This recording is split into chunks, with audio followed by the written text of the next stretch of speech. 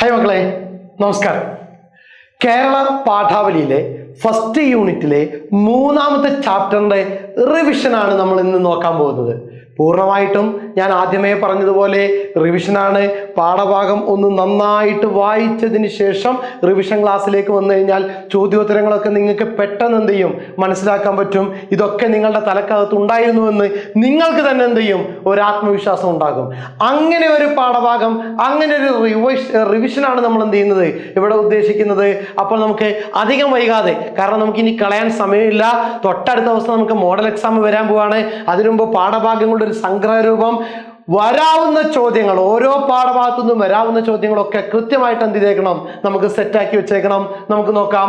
പാഠത്തിന്റെ പേര് പാവങ്ങൾ എന്ന് തന്നെയാണ്. പേര് സൂചിപ്പിക്കുന്ന പോലെ തന്നെ പാവങ്ങളുടെ കഥയാണ് പാവങ്ങൾ എന്ന നോവലിലൂടെ അവതരിപ്പിച്ചത് വിക്ടർ ഹ്യൂഗോ അവതരിപ്പിച്ചത്. ഫ്രഞ്ച് കവിയും നോവലിസ്റ്റും നാടകകൃത്ത്, ഉപന്യാസകാരൻ, ദൃശ്യകലാകാരൻ, മനുഷ്യാവകാശ പ്രവർത്തകൻ എന്നീ നിലകളിലൊക്കെ പ്രസിദ്ധി നേടിയ എഴുത്തുകാരനാണ് വിക്ടർ ഹ്യൂഗോ. ഫ്രാൻസിലെ കാൽപ്പനിക പ്രസ്ഥാനത്തിലെ ഏറ്റവും പ്രബലനായ വക്താവും വിക്ടർ ഹ്യൂഗോ ആയിരുന്നു. ലോകപ്രശസ്ത നോവലായ ലാ മിറാബിള് ഇതാണ് അദ്ദേഹത്തിന്റെ പ്രധാന കൃതി. അത് നാലപ്പാട്ട് നാരായണ മേനോൻ ഈ കൃതി മലയാളികൾക്ക് പരിചയപ്പെടുത്തിയിരുന്നു പാവങ്ങൾ എന്ന പേരിൽ. ഓക്കെ, സെറ്റാണല്ലോ. നാലപ്പാട്ട് നാരായണ മേനോനെ കുറിച്ചുള്ള ഒരു വിശദീകരണമുണ്ട്. അദ്ദേഹത്തിന്റെ കണ്ണുനീർത്തുള്ളി, വിലാപകാവ്യം, ചക്രവാളം, ആർഷജ്ഞാനം, പൗരസ്ത്യദീപം എന്നിവ അദ്ദേഹത്തിന്റെ പ്രധാന കൃതികളാണ്. മലയാള സാഹിത്യത്തിൽ ഭാവഗീത പ്രസ്ഥാനത്തിന് നേതൃത്വം നൽകിയ എഴുത്തുകാരനാണ് നാലപ്പാട്ട്. പക്ഷേ നമ്മുടെ പാഠഭാഗത്തെ കുറിച്ച് പറയുമ്പോൾ വിക്ടർ ഹ്യൂഗോൻ എന്ത് ചെയ്യുക, എഴുത്തുകാരനായിട്ട് നമ്മൾ കൃത്യമായിട്ട് കാണിച്ചേക്കണം, വിട്ടുപോയേക്കരുത്. ദെൻ നെക്സ്റ്റ്, പാഠഭാഗത്തെ നമുക്ക് ഒറ്റ നോട്ടത്തിലേക്ക് കൊണ്ടുവരാം. നിങ്ങൾ റിവിഷൻ കഴിഞ്ഞവരാണ്, പാഠം പഠിച്ചു കഴിഞ്ഞവരാണ്. എന്തൊക്കെയാണ് ഇവിടെ പറയുന്നത് നോക്കിക്കേ. വിശപ്പും ദാഹവും കൊണ്ട് തളർന്ന ഴാങ് വാൽ ഴാങ്, അതാണ് നമ്മുടെ കഥാപാത്രത്തിന്റെ പേര്, ഓർത്ത് വെച്ചേക്കുക. വിശപ്പും ദാഹവും കൊണ്ട് തളർന്ന വാൽ ഴാങ്ങിന് ഡി പട്ടണത്തിലെ മെത്രാൻ അഭയം നൽകുന്നു. മെത്രാൻ ഴാങ്ങിനെ അതിഥിയെപ്പോലെ സ്വീകരിച്ച് ഭക്ഷണവും കിടക്കാൻ മെത്തയും നൽകി. എല്ലാവരും ഉറങ്ങിയപ്പോൾ ഴാങ് വാതിൽ ഉന്തി മാറ്റി വെള്ളി സാമാനങ്ങൾ കൈക്കലാക്കി തോട്ടം ചാടിക്കടന്ന് ഓടിപ്പോയി. അതായിരുന്നു നമ്മുടെ കഥയിലെ പ്രധാനപ്പെട്ട ഭാഗം. വെള്ളി സാമാനങ്ങൾ മോഷ്ടിക്കപ്പെട്ടതായി പിറ്റേ ദിവസം രാവിലെ മാഡം മഗ്ലോർ തിരിച്ചറിയുകയും മെത്രാനെ അറിയിക്കുകയും ചെയ്യുന്നു.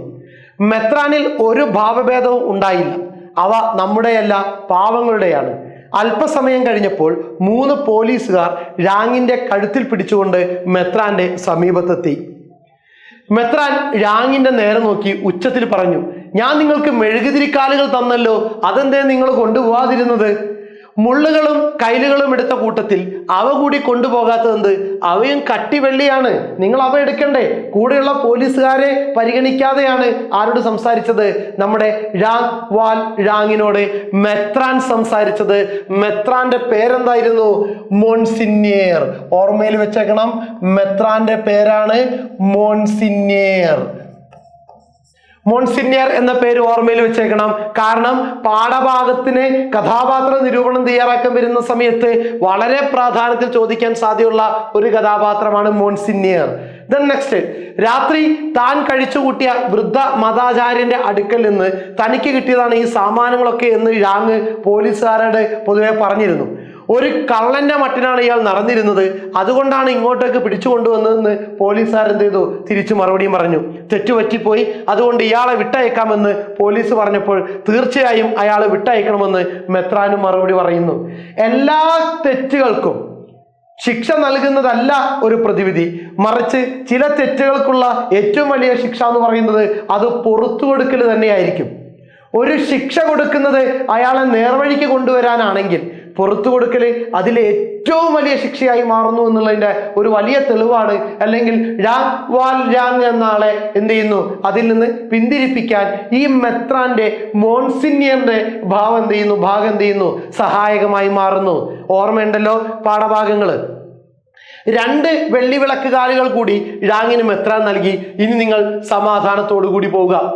എന്നിട്ടൊരു ഉപദേശം കൊടുക്കുന്നു. ഇനി നിങ്ങൾ ഇങ്ങോട്ട് വരുമ്പോൾ തെരുവിലേക്കുള്ള വാതിലിലൂടെ വരികയും പോവുകയും ചെയ്യാം. അതൊരിക്കലും എന്ത് ചെയ്യില്ല, നിങ്ങളുടെ മുന്നിൽ പൂട്ടിയിടുകയില്ല. ഴാങ്ങിന്റെ ദേഹം വിറയ്ക്കുകയും മോഹാലസ്യപ്പെടുന്നത് പോലെയും കാണപ്പെട്ടു. ഒരു സത്യവാനായിരിക്കുവാൻ ഈ ക്ഷണം ഉപയോഗപ്പെടുത്തുമെന്ന് നിങ്ങൾ പ്രതിജ്ഞ ചെയ്തിട്ടുള്ളത് മറക്കരുതേ, ഒരിക്കലും മറന്നു പോകരുത്.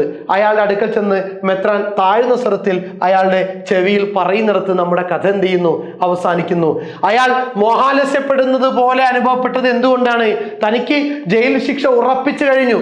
കേവലം ഒരു ബ്രെഡ് മോഷ്ടിച്ചതിന് നീണ്ട വർഷക്കാലം ജയിലിൽ കിടന്ന് ജയിൽ കഴിഞ്ഞു, ശിക്ഷ കഴിഞ്ഞ് പുറത്തു വന്ന സമയത്താണ് വെള്ളി സാമാനങ്ങൾ മോഷ്ടിക്കപ്പെട്ടതിന്റെ പേരിൽ പോലീസ് പിടിച്ചത്. സ്വാഭാവികമായിട്ടും വലിയൊരു ശിക്ഷ മനസ്സിൽ കണ്ടു നിൽക്കുന്ന തന്നെയാണ് ഇതേ മെത്രാന്റെ, മനുഷ്യസ്നേഹിയായ മോൺസിഞ്ഞർ എന്ന മെത്രാന്റെ ഇടപെടൽ കൊണ്ട് തന്നെ വെറുതെ വിടാൻ പോകുന്നത്. സ്വാഭാവികമായിട്ടും ഒരു ബോധക്കേട് ആരുടെ മനസ്സിനകത്തേക്ക് കടന്നു വരുന്നു? നമ്മുടെ ഴാങ്ങിന്റെ മനസ്സിനകത്തേക്ക് കടന്നു വരുന്നു. പാവങ്ങൾ. പാഠഭാഗം നിങ്ങൾ വായിച്ചേക്കുക. ഇതുകൂടി പറയാൻ നിന്ന് കഴിഞ്ഞാൽ നമ്മുടെ സമയം എന്ത് ചെയ്യും, ഒരുപാട് മുന്നോട്ട് പോകും. നിങ്ങൾക്കറിയാലോ ഈ പാഠഭാഗങ്ങളൊക്കെ എങ്ങനെയാണെന്നുള്ളത്. നമുക്ക് ഉത്തരത്തിലെ ചോദ്യങ്ങളിലേക്ക് വരാം. ആ 2 വെള്ളി വിളക്കുകാലുകളും എടുത്ത് ഴാങ്ങിന് കൊണ്ടു കൊടുത്തു. വെള്ളി വിളക്കുകാലുകൾ എന്ന പദം വിഗ്രഹിച്ചെഴുതുക.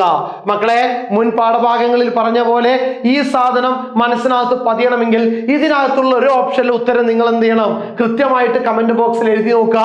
നമ്മൾ ഉത്തരം മാർക്ക് ചെയ്യുമ്പോൾ ആ ഉത്തരമാണോ നിങ്ങൾക്ക് കിട്ടിയതെന്ന് എന്ത് ചെയ്യാം, നിങ്ങളൊന്ന് ഉറപ്പിക്കുക. ഇപ്പം പോസ് അടിച്ചിട്ട് നിങ്ങൾ എന്ത് ചെയ്യുക, കമന്റ് ബോക്സിൽ ഉത്തരം എഴുതിക്കേ. ഏതാണ് ഉത്തരം?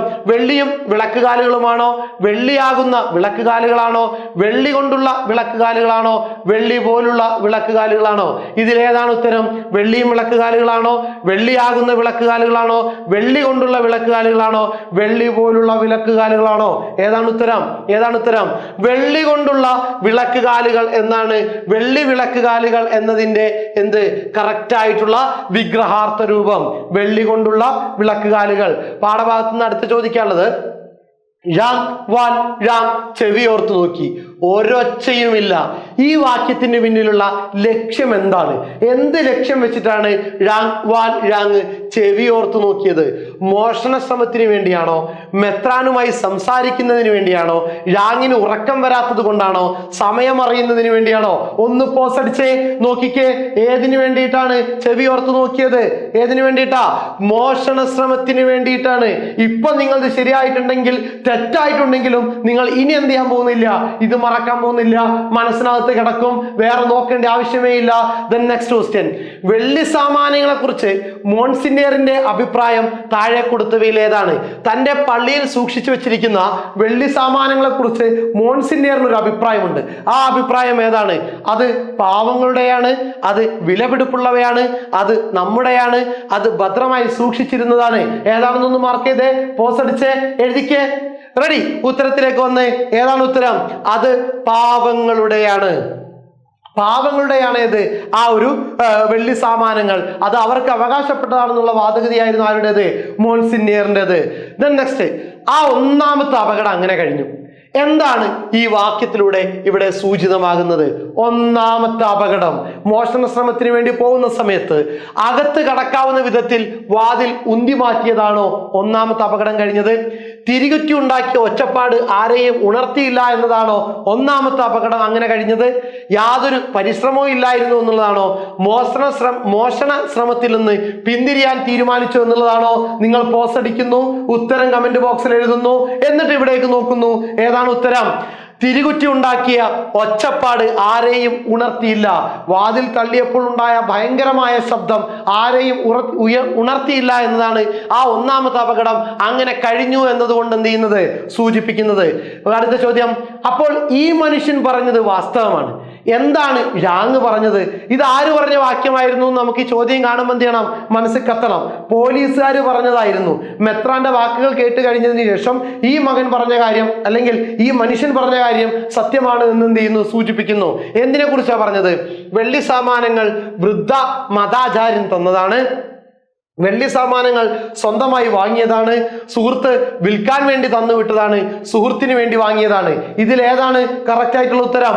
വെള്ളി സമ്മാനങ്ങൾ വൃദ്ധ മതാചാര്യൻ തന്നതാണ്. Okay, then next. ആ ഒന്നാമത്തെ അപകടം അങ്ങനെ കഴിഞ്ഞു. എങ്കിലും അപ്പോഴും അയാളുടെ മനസ്സിൽ ഒരു വല്ലാത്ത പരിഭ്രമം ഉണ്ടായിരുന്നു. അർത്ഥവ്യത്യാസം വരാതെ ഒറ്റവാക്യമാക്കാൻ സാധ്യതയുള്ള ചോദ്യമാണ്, വരാൻ സാധ്യതയുള്ളതാണ്.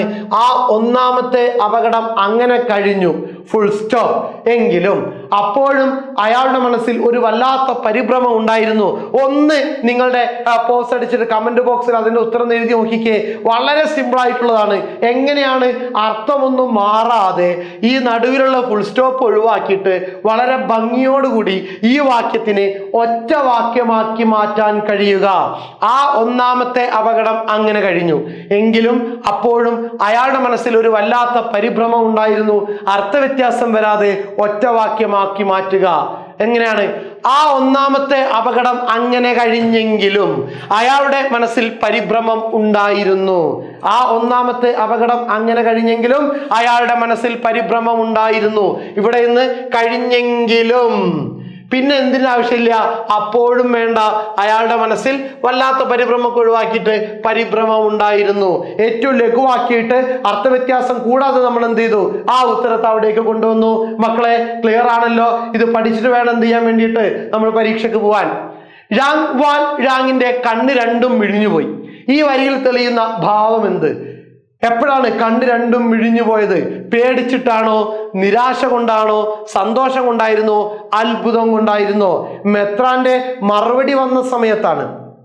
ഈ വസ്തുക്കളൊന്നും ഇയാൾ മോഷ്ടിച്ചതല്ല, താൻ കൊടുത്തതാണെന്നുള്ള ഒരു സന്ദർഭം വന്നപ്പോഴാണ്. അത്ഭുതമാണ്, തന്നെ ഇങ്ങനെ വിട്ടയക്കാൻ പോകുന്നുവെന്ന് ഒരിക്കലും ആരും പ്രതീക്ഷിച്ചിട്ടില്ല. രാങ് വാൽ രാങ് പ്രതീക്ഷിച്ചിട്ടില്ല.